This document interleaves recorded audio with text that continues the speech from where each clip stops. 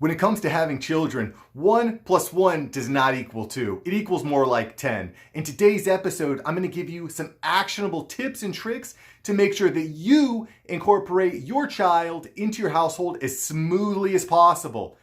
If you like the video, please consider subscribing, give me a like, and leave a comment. What's the number one challenge or question that you have when it comes to adding your second child? Let's get right into it. When it comes to adding a second child, there's 3 core principles that you want to employ: consistency, education, and attention. So first, I want to talk about consistency. Kids love consistency. They need routine. You want to keep things as consistent as possible when you're adding your second child. So how do we do that? 1, you want to make sure that you're not disrupting their everyday routine when the new baby comes home. If possible, you want to plan ahead when you're designing your room. If you've got a daughter now and you're planning on having a second child later, I would recommend going with gender neutral colors. You don't want your baby boy coming home to an all pink bedroom and then you have to repaint and reorganize the whole thing. Plan ahead and keep things as gender neutral as possible. When my son was born, all we had to do was change out a rug and a couple bed sheets. That's it. Keep it simple. I definitely wouldn't recommend potty training or changing beds or any sort of life-altering type challenges right when the baby's here. If possible, you definitely want to potty train in the months leading up to your new baby, or maybe wait a couple months after your new baby is in the home and adjusted before really working on potty training. Don't make any giant changes to sleeping routines as soon as the baby comes home. So if you have a shared room for your children and your oldest needs to move to another bed, start that process in the months leading up to the baby coming home. Don't just say, baby's home, now you're out of the bed, this is baby's bed now. Your kid's not going to feel real excited about that. So plan ahead, start the transition early. Like I mentioned before, you definitely want to keep routine in place. So if your child has a normal wake up time, bedtime, nap time, eating time, try to keep that as consistent as possible, even when the baby comes home. Next, let's talk about education. You definitely want to inform your child early and often that a new baby's coming home and explain what that means for him or her.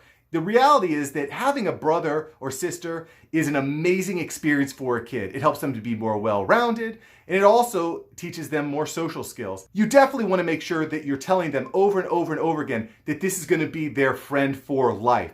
That will make all the difference in the world. Some actionable ways that you can educate your child are things as simple as reading them stories and books about bringing a baby home. Maybe getting them a shirt, helping them know that they're going to be a big brother or big sister. Drawing pictures. One of the things that I did for my daughter was I would draw pictures of her and I together. And then I would also draw pictures of her and her baby brother together. This made it more exciting for her, and she was already kind of aware of some of the things that they would be doing together.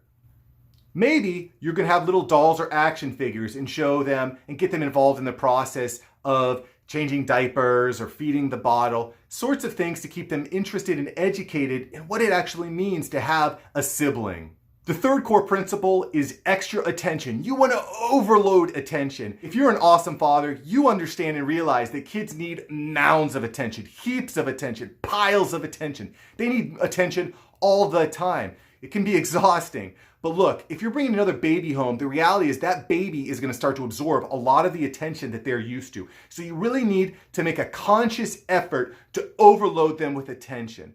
For example, you come home from work, you make eye contact with your oldest, drop everything, drop down, give them a hug and say, wow, I'm so excited to see you. What are we going to do today? Make it important. Make them feel important. Another thing that might make your kid feel left out is gift giving. Your new baby is likely going to be getting tons of gifts, shirts, clothes, toys. Your oldest might feel a little bit left out. I would recommend getting some cheap toys from the dollar store, putting them in a closet, and when you could tell that your oldest is a little bit bummed out and feeling left out, go to the closet, grab a little toy and give it to them. That can make the world of difference. One of the most important things that you as a father need to employ is one-on-one time. Look, you're going to be crazy busy now. You're going to be more inclined to spend time with your whole family together, but it's really important. It's vital. I can't emphasize this enough. It's very important that you're spending one-on-one time with each child. Baby's home? Cool. Spend time with the baby. But you also need to make time to do special things one-on-one with your eldest. I hope you got a lot of value out of today's video, and some of these tips and tools can help you be more ready for your next child to come into the home. If you have any questions, please leave a comment. I would love to hear from them. And also, make sure to like and subscribe so that you can be alerted when we're coming out with brand new awesome dad content. Listen, if you're watching videos like this, you are well equipped to be an awesome father, and I appreciate you so much. Have an awesome day. Peace.